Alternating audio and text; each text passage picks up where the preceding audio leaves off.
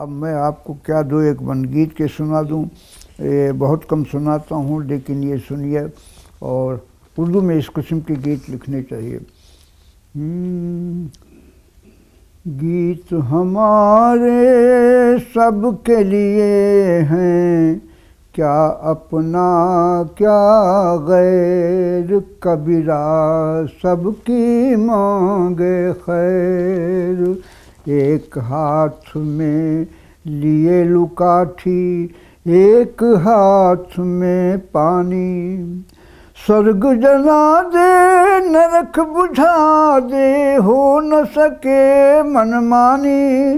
डर लालच ऐसे पुतले हैं, जिनके हाथ न पैर, कबीरा सबकी मांगे खैर।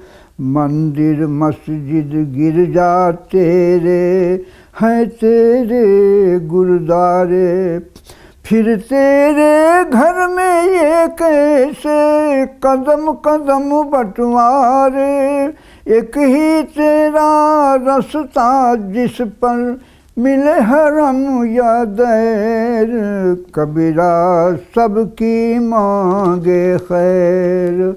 मौजों पर बैठी है खुदाई, साहिल पर तन्हाई, मौजों पर बैठी है खुदाई, साहिल पर तन्हाई।